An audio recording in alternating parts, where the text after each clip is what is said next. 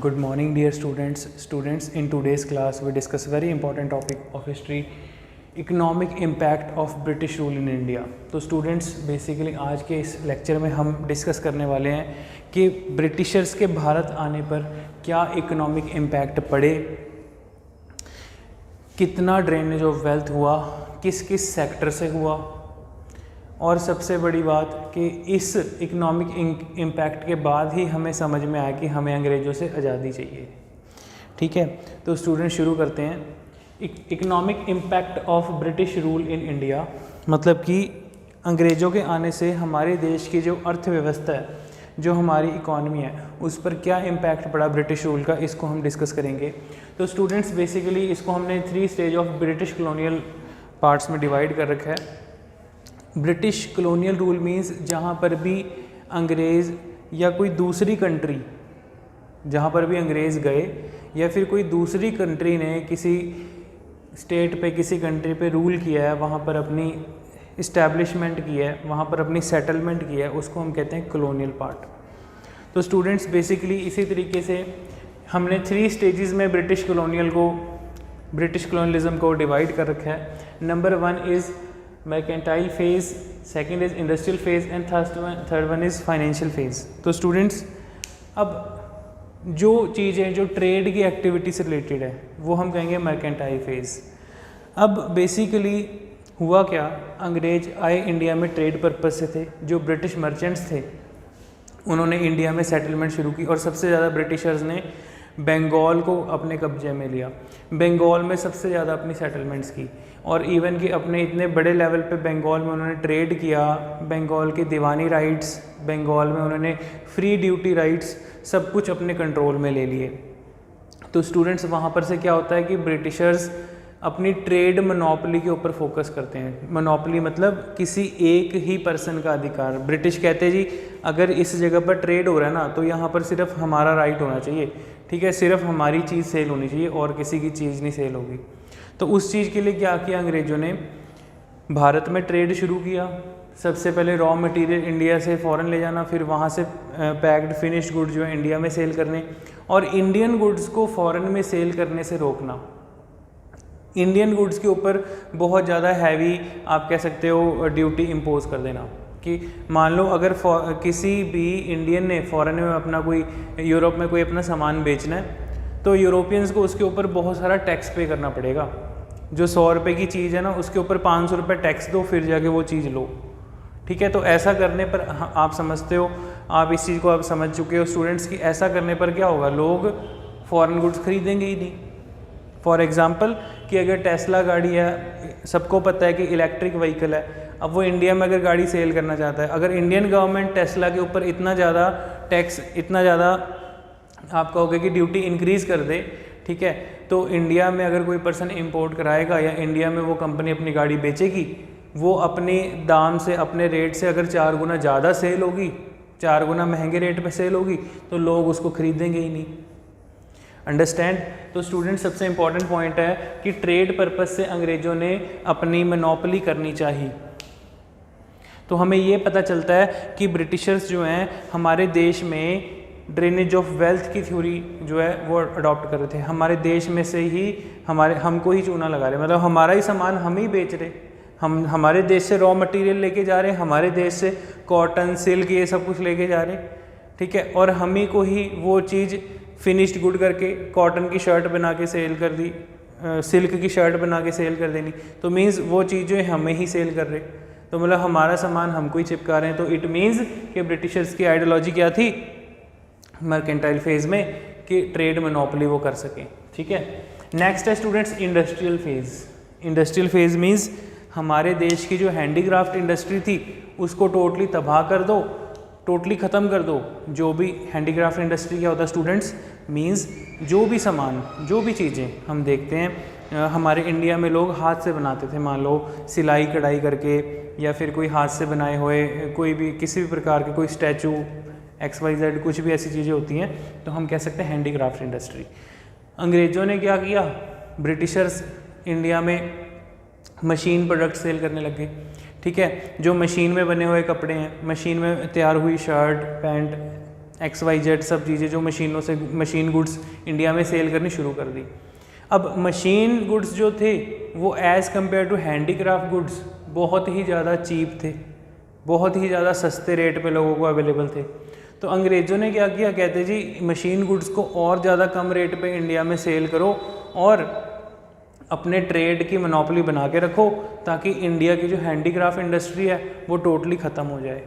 अब सिंपल सी बात है कि एक जगह आपको 100 रुपये की शर्ट मिल रही है जो मशीन से बनी हुई है, ठीक है, और एक जगह पे हम देखेंगे कि हाथ से बने हुए कपड़े हैं, ठीक है, जो 1000 रुपये के हैं। तो स्टूडेंट्स यहाँ पे आपको समझ में आ रहा होगा कि कितना डिफरेंस है, ठीक है, क्योंकि अब कोई पर्सन ने हाथ से बनाई है तो वो चीज़ पर उस पर्सन ने हो सकता है 2 हफ्ते 3 हफ्ते मेहनत करके, ठीक है, वो चीज़ हैंडीक्राफ्ट इंडस्ट्री में तैयार की गई है, ठीक है, अपने हाथ से बनी हुई चीज़ है।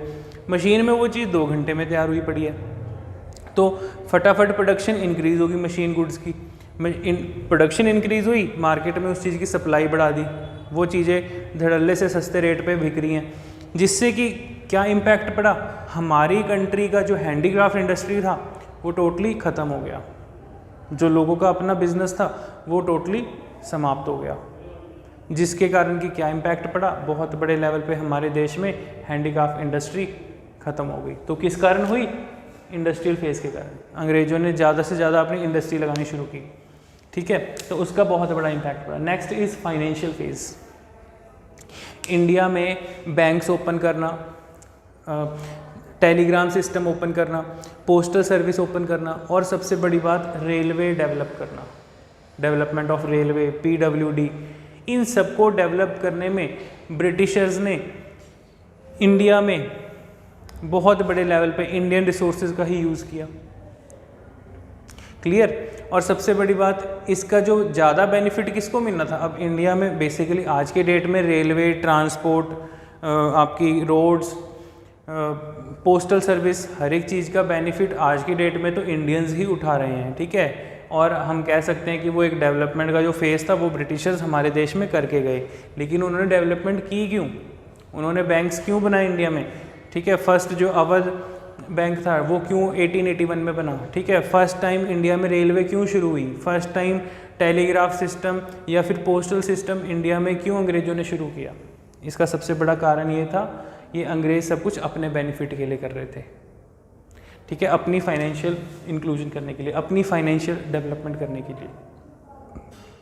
क्योंकि अगर रॉ मटेरियल इंडिया से फ़ॉरेन भेजना है तो वो बैलगाड़ी में या फिर किसी भी हम कहेंगे कि ट्रक में या किसी और वाहन में फ्रॉम किसी भी आप कह सकते हो रिमोट एरिया से कोस्टल एरिया तक पहुंचाने के लिए कितने सारे रिसोर्सेज, कितना सारा वक्त ख़राब होगा। अगर अंग्रेज़ों ने इंडिया में रेलवे डेवलप कर दी, ठीक है, तो मालगाड़ी सबसे पहले रेलवे में डेवलप क्या होता, अंग्रेज़ों ने वो गुड्स कार्ट्स बनाई थी, मालगाड़ियाँ बनाई थी, ठीक है, कि ज़्यादा से ज़्यादा हम इंडिया से रॉ मटेरियल डायरेक्ट फ़ॉरेन भेज सकें और वो भी जल्दी से जल्दी, ठीक है। तो स्टूडेंट्स ये सबसे इंपॉर्टेंट पॉइंट आपका हो गया फाइनेंशियल फेज़। क्लियर। तो इस तरीके से स्टूडेंट्स इन सब फेजेस के आने पर, इन सब फेजेस से हमें देखने को मिलता है कि अंग्रेज़ों ने कैसे हमारी कंट्री में अपना इकोनॉमिक इम्पैक्ट बनाया और हमारी कंट्री की इकॉनमी को ख़त्म किया। हमें ज़्यादा से ज़्यादा हमारी इकॉनमी को उन्होंने डेप्ट इकॉनमी बनाया, हमारी इकॉनमी को ज़्यादा से ज़्यादा उन्होंने डिप्रेशन में लेके गए, ठीक है। तो इट मीन स्टूडेंट्स यहाँ पर जो दादा भाई नौरोजी हैं वो ड्रेनेज ऑफ वेल्थ की बात करते हैं। ड्रेनेज क्या होता है, सब कुछ निकल जाना, वेल्थ क्या, हमारे देश का पैसा। तो दादा भाई नौरोजी ने बुक लिखी है poverty and un British rule in India 1867 में, ठीक है, भारत देश की गरीबी और अंग्रेज़ों का आप कह सकते हो कुशासन, ठीक है, अन ब्रिटिश रूल, ठीक है, जो आ रहा है बस लूट लो, ठीक है। तो अंग्रेज़ों ने ये काम किया था। तो ये वाला question as it is PPSC cooperative inspector के एग्ज़ाम में पूछा जा चुका है, बहुत बार ये क्वेश्चन उत्तर प्रदेश PCS के एग्ज़ाम में पूछा जा चुका है और कई सारे सेंट्रल गवर्नमेंट के एग्ज़ाम में ये क्वेश्चन पूछा गया है, ठीक है। Poverty and un British rule India के ऑथर कौन है, दादा भाई नौरोजी। या क्वेश्चन आ जाएगा दादा भाई नौरोजी ने कौन सी बुक लिखी है, poverty and un British rule in India, ये बुक हमें किस चीज़ के बारे में बताती है? ये बुक हमें बताती है ड्रेनेज ऑफ वेल्थ के बारे में, कि जो हमारे देश का जो पैसा है, हमारे देश की जो संपत्ति है, हमारे देश का जो धन था, वो कैसे अंग्रेज उसको ड्रेन कर रहे थे, कैसे अंग्रेज चूस रहे थे और इंग्लैंड भेज रहे थे। ठीक है जी। इसी तरीके से स्टूडेंट्स एक बहुत बड़े और इकोनॉमिस्ट हुए हैं, राइटर हुए हैं, आर.सी. दत्ता। आर.सी. दत्ता ने बुक लिखी है इकोनॉमिक हिस्ट्री ऑफ इंडिया 1901 में। इकोनॉमिक हिस्ट्री ऑफ इंडिया, ये क्वेश्चन भी एग्जाम में पूछा जा सकता है।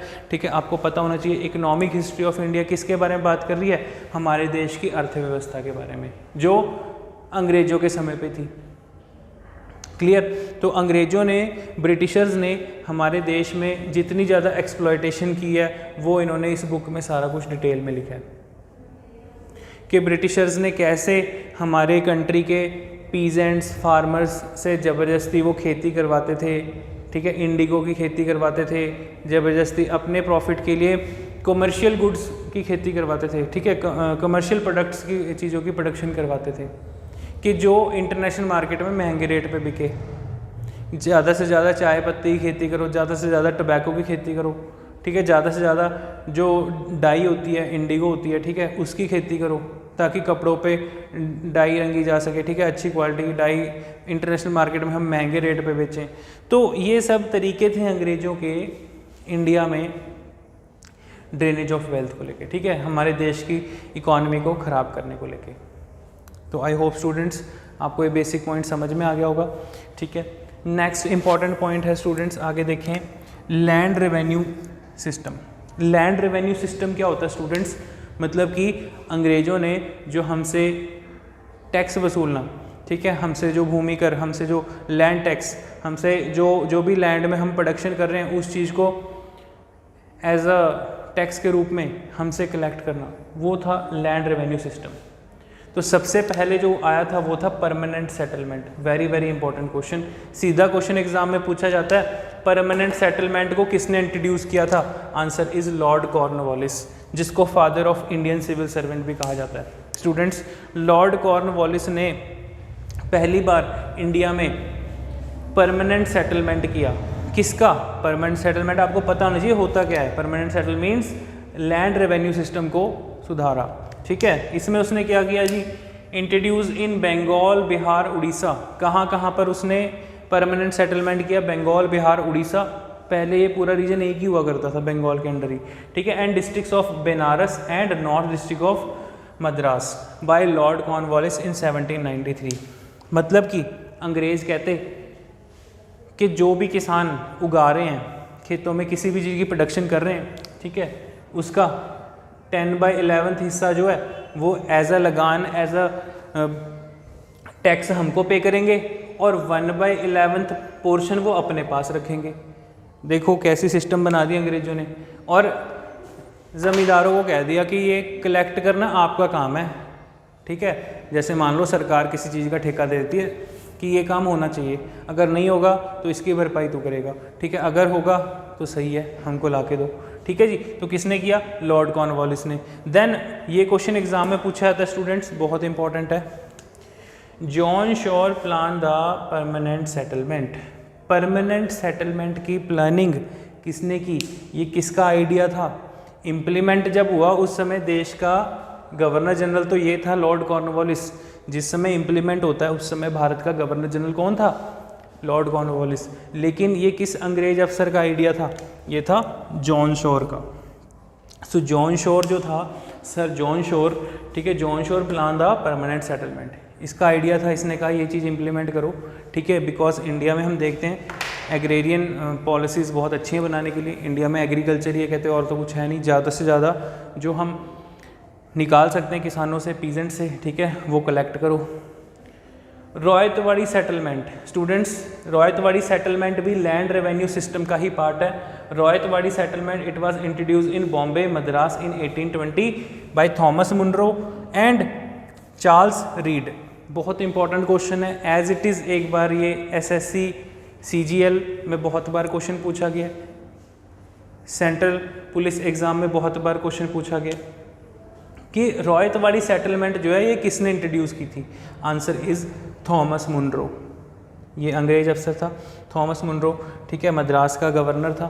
ठीक है जी। स्टूडेंट्स कंफ्यूज मत होना, गवर्नर जनरल सबसे बड़ा होता है, मैंने आपको पहले भी बताया। गवर्नर जनरल जो होता था उस टाइम पे आज के जैसे हमारे देश के राष्ट्रपति हैं उसके बराबर की पावर होती थी, ठीक है। जो आज के हमारे देश के फॉर एग्जांपल कोई भी प्रेसिडेंट ऑफ इंडिया होगा, उनके इक्विवेलेंट जो पावर थी उस समय पे अंग्रेज़ों के पास जो गवर्नर जनरल हुआ करता था उसके पास हुआ करती थी, ठीक है। मतलब कोई भी बिल ऑर्डर पास करना तो वो, जैसे लॉर्ड कॉर्नवालिस था गवर्नर जनरल ऑफ इंडिया, ठीक है, तो इन्होंने किया था क्या, परमानेंट सेटलमेंट। थॉमस मुनरो ने इंट्रोड्यूस किया था क्या, रॉयतवाड़ी सेटलमेंट। रॉयतवाड़ी सिस्टम जो था जस्ट साउथ इंडिया में इसी परमानेंट सेटलमेंट को रॉयतवाड़ी सेटलमेंट कहा गया है, आप ऐसे याद रख सकते हो, ठीक है। रॉयतवाड़ी सेटलमेंट किसने किया, थॉमस मुनरो ने। थॉमस मुनरो कोई गवर्नर जनरल नहीं था, थॉमस मुनरो जस्ट एक रीजन का ऑफिसर था, आप कह सकते हो रीजनल ऑफिसर, या आप कह सकते हो कि मद्रास का गवर्नर था। जैसे फॉर एग्जांपल हर स्टेट के गवर्नर होते हैं और पूरी कंट्री का जो हेड ऑफ द स्टेट्स होता है prime minister, sorry president of India, ठीक है। प्रेसिडेंट ऑफ इंडिया कौन होगा, कंट्री का हेड, ठीक है, citizen of first citizen of the country. और जो प्राइम मिनिस्टर होगा कौन होगा, ठीक है, वो होगा head of the government. Understand. तो स्टूडेंट्स आई होप आपको ये चीज़ें समझ में आ गई होंगी। तो थॉमस मुनरो जो थे, थॉमस मुनरो रॉयतवाड़ी सेटलमेंट की थी, ठीक है जी। और चार्ल्स रीड ने क्या किया था, ये भी इसने रिकमेंड किया था कि रॉयतवाड़ी सेटलमेंट लागू करनी चाहिए हमें, कहाँ पे, बॉम्बे एंड मद्रास में। क्लियर। तो नेक्स्ट है स्टूडेंट्स आगे महलवाड़ी सेटलमेंट। महलवाड़ी सेटलमेंट जो पंजाब में अंग्रेज़ों ने लागू किया था, लैंड रेवेन्यू सिस्टम, उसको महलवाड़ी सेटलमेंट कहते हैं, ठीक है। सो महलवाड़ी सेटलमेंट जो था it was modified version of zamindari settlement. Zamindari system को और बढ़िया तरीके से, मतलब अंग्रेज़ जो थे वो चीज़ों को रिवैम्प करते रहते थे, चीज़ों को जैसे मान लो कोई भी पॉलिसी इम्प्लीमेंट की उसमें चेंज कर दिया, ठीक है। तो जहाँ पर कि हम देखते हैं कि Mahalwari settlement north west frontier provinces, central India and Punjab, some part of gangetic plain, Uttar Pradesh का कुछ हिस्सा, इन जगहों पर महलवाड़ी सेटलमेंट को लागू किया गया, जिसमें कि गवर्नमेंट ने रेवेन्यू फिक्स कर दिया कि आप इतना रेवेन्यू देंगे ही देंगे, ठीक है। तो इस तरीके से स्टूडेंट्स अंग्रेज जो थे हमारे देश में ड्रेनेज ऑफ वेल्थ कर रहे थे। कैसे, इकोनॉमिक इम्पैक्ट जो है हमारी कंट्री के ऊपर ब्रिटिश रूल का क्या पड़ रहा था। एक तो उन्होंने हमारी सोसाइटी में जो कह सकते हो आप ट्रेड थे, बिजनेसेस थे, उनको ख़त्म कर दिया, उनको खा गए। दूसरी चीज़ हमारे देश में जो एग्रीकल्चर सिस्टम था, लैंड सिस्टम था, उस चीज़ को भी खा गए, ठीक है। तो इस तरीके से अंग्रेज़ों ने बहुत ज़्यादा एक्सप्लॉयटेशन किया था, बहुत बड़े लेवल पे एक्सप्लॉयटेशन, ठीक है। तो आई होप स्टूडेंट्स आपको ये बेसिक पॉइंट्स समझ में आ गए होंगे। Take your time, note down these points.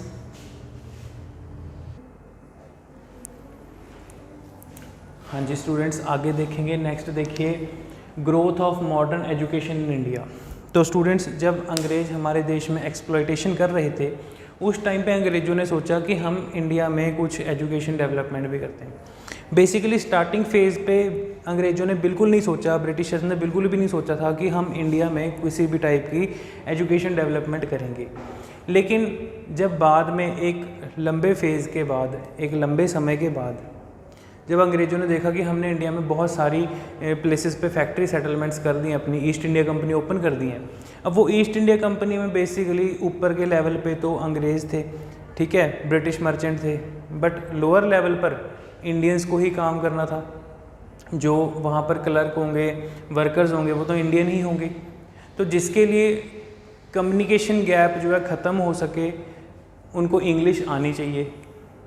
तो अंग्रेज़ों ने ये ऑर्डर जारी कर दिया कि जिसको भी जॉब पे रखना है उसके लिए एक रिक्रूटमेंट टेस्ट होगा, इंग्लिश आनी कंपलसरी है।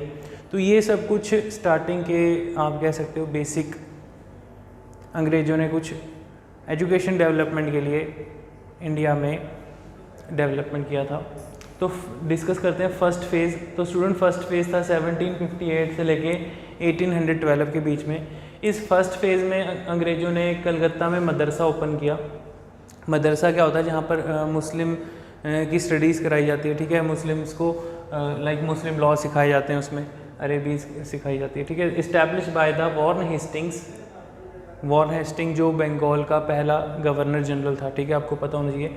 वॉरेन हेस्टिंग्स के टाइम पे इंडिया में कलकत्ता में उस टाइम पे मुस्लिम लॉ स्टडीज़ के लिए मदरसे ओपन किए गए थे। तो ये आप कह सकते हो फर्स्ट फेज़ का पार्ट है। कलकत्ता में जो है मदरसा ओपन किया जा रहा है और संस्कृत कॉलेज ओपन किया जा रहा है बाय जॉनथन डंकिन के द्वारा बनारस में, ठीक है जी, 1791 में। इंपॉर्टेंट पॉइंट है अभी। और फोर्ट विलियम ओपन किया गया था बाय लॉर्ड वेल्जली के द्वारा, ताकि इंडिया में सिविल सर्विसेज की ट्रेनिंग दी जा सके अंग्रेज़ों को, इंडिया के लैंग्वेज, इंडिया के कल्चर को वो समझ सकें, ठीक है। तो ये कुछ फर्स्ट फेज़ की डेवलपमेंट थी, इससे ज़्यादा कुछ एजुकेशन डेवलपमेंट को लेके अंग्रेज़ों ने तब कुछ भी नहीं किया था। देन उसके बाद आगे डिस्कस करते हैं सेकंड फेज़ की। सेकंड फेज़ का टाइम पीरियड था 1813 से लेके 1853 तक, ठीक है। 1813 से 1853 के बीच में सेकंड फेज़ की डेवलपमेंट होती है, ठीक है। For the first time the British parliament included in 1813 a charter act and 1 lakh grant for the education development। important point है, पहली बार अंग्रेज़ों ने जो है इंडिया में एजुकेशन डेवलपमेंट के लिए वो अपने बजट में से 1 लाख रुपया सालाना, ठीक है, एनुअल बजट में पास कर रहे हैं कि इंडिया में एजुकेशन डेवलपमेंट के लिए इतना पैसा ग्रांट के लिए भेजा जाएगा, ठीक है। क्यों कर रहे हैं? क्योंकि इस टाइम तक आते आते अंग्रेज़ों ने काफ़ी सारी इंडिया में अपनी सेटलमेंट्स कर ली थी काफ़ी जगहों पे, ठीक है। So general committee of the public instruction was appointed to look after the development of education but it was fail due to orientalist and anglicist. ये इंपॉर्टेंट पॉइंट है स्टूडेंट्स। कहते जी इंडिया में डेवलपमेंट के लिए, एजुकेशन डेवलपमेंट के लिए पैसा तो आया, लेकिन एक जनरल कमेटी बैठाई गई जो पब्लिक इंस्ट्रक्शंस के ऊपर बेस्ड थी, जिसमें कि ओरिएंटलिस्ट और एंग्लिसिस्ट आपस में भिड़ गए। ओरिएंटलिस्ट और एंग्लिसिस्ट इस चीज़ को लेकर आपस में लड़ बैठे, या आपस में आप कह सकते हो इनमें नहीं बनी कि ये एजुकेशन डेवलपमेंट इंडिया में होनी चाहिए। उसके पीछे कारण क्या था? जो ओरिएंटलिस्ट थे ये कहते कि हमें इंडिया में यहाँ की जो लोकल, जो यहाँ का ट्रेडिशन है उसके अकॉर्डिंग एजुकेशन देनी चाहिए। एंग्लिसिस्ट कहते जी हमें इंडिया में वेस्टर्नाइजेशन, ठीक है, वेस्टर्न एजुकेशन के अकॉर्डिंग यहाँ पर एजुकेशन डेवलपमेंट करनी चाहिए। तो जिसके कारण कि उस टाइम पर इनमें आपस में नहीं बनती, ठीक है। सो उस टाइम पे एग्रीकल्चर इंस्टीट्यूट पूसा में खोला गया, बिहार में है जगह, ठीक है, एग्रीकल्चर इंस्टीट्यूट एट पूसा। ये क्वेश्चन एग्जाम में पूछा जा सकता है, एग्रीकल्चर इंस्टीट्यूट कहाँ पे है। और इंजीनियरिंग कॉलेज उस टाइम पे रुड़की में खोला गया। तो ये टाइम था लॉर्ड डलहौजी का, ठीक है। आप लोगों ने पढ़ रखे हैं गवर्नर जनरल्स डिटेल में, ठीक है, पिछली वीडियोस में। आगे देखिए नेक्स्ट स्टूडेंट्स, थर्ड फेज़ की बात हो रही है 1854 से 1900 के बीच में। 1854 में स्टूडेंट्स चार्ल्स वुड्स नाम का एक अंग्रेज अफसर आता है। Charles Wood prepare a dispatch of education system. कहता है जी भारत में किस टाइप से एजुकेशन सिस्टम सही बैठेगा। तो इसने रिकमेंड किया, कहता है 6th स्टैंडर्ड से जो है जितने भी स्कूल्स हैं जो बेसिक इंडिया में, ठीक है, चाहे वो रूरल में है चाहे वो अर्बन एरिया में है, 6th स्टैंडर्ड से लेके 12th स्टैंडर्ड तक जो है लोगों को यहाँ पर इंग्लिश पढ़ाओ। तो स्टूडेंट्स आपको शायद पता हो या ना पता हो, आज भी कई रूरल एरियाज़ में कुछ समय पहले तक इंग्लिश जो है वो 6th क्लास से ही शुरू होती थी, ठीक है। उससे पहले नर्सरी 1st क्लास से इंग्लिश ABCD नहीं शुरू होती थी, तो 6th क्लास से ही ABC स्टार्ट हुआ करती थी। ये अंग्रेज़ों के टाइम से चलता आ रहा था अभी तक, ठीक है। So they spread English education, Western education in the form of English education by the Charles Woods Committee। तो ये क्वेश्चन पूछा गया है एग्ज़ाम में कि चार्ल्स, ये जो वुड्स डिस्पैच कमेटी थी, वुड्स डिस्पैच, ये भारत किस चीज़ के लिए आया था? ये एजुकेशन सिस्टम को बेहतर बनाने के लिए, ठीक है, वेस्टर्नाइजेशन एजुकेशन को इंडिया में लाने के लिए, इंग्लिश एजुकेशन को भारत में लाने के लिए चार्ल्स वुड्स जो है इंडिया आया था, ठीक है जी। नेक्स्ट उसके बाद 4th फेज़ की हम बात करें तो चार्ल्स वुड्स के टाइम पे स्कूल लेवल की और कॉलेज लेवल की एजुकेशन डेवलपमेंट हो रही है। और 4th फेज़ में 1901 से लेकर 1920 के बीच में 1901 में स्टूडेंट, उस टाइम पे लॉर्ड कर्जन जब 1904 में 1904 में यूनिवर्सिटी कमीशन अपॉइंट करता है, वो था लॉर्ड कर्जन। लॉर्ड कर्जन ने भारत में यूनिवर्सिटी कमीशन अपॉइंट किया, ठीक है। तो पंजाब यूनिवर्सिटी और जो सेंट्रल यूनिवर्सिटीज़ हैं उन सबको उस टाइम पे बनाया गया, प्रमोट किया गया, ठीक है। इस चीज़ के लिए अंग्रेज़ों ने जो है उस टाइम पर यूनिवर्सिटी कमीशन बैठाया था, ठीक है। तो इस तरीके से स्टूडेंट्स ये कुछ आप कह सकते हो कि इम्पॉर्टेंट फेजेस थे ग्रोथ ऑफ मॉडर्न एजुकेशन को लेके, ठीक है, कि इंडिया में हमने एजुकेशन डेवलपमेंट क्यों करनी है, किस लिए करनी है, ठीक है, और अंग्रेज़ों ने कौन कौन से इम्पॉर्टेंट इवेंट्स इंडिया में एजुकेशन को लेकर किए, तो वो हमने सब डिस्कस किए। तो स्टूडेंट्स अब आप लोगों ने ड्रेनेज ऑफ वेल्थ की थ्योरी को समझा, ठीक है, और किस तरीके से इंडिया में लैंड सेटलमेंट्स हुए उनको समझा, और क्या क्या एजुकेशन डेवलपमेंट हुई थी ये आप लोगों ने समझा, ठीक है। अब आप इन बेसिक पॉइंट्स को रीड करिए, ठीक है, वीडियो को दोबारा देखिए, इसकी PDF फाइल मैं आपको प्रोवाइड कर दूंगा, ठीक है। So now we wind up our session, thank you.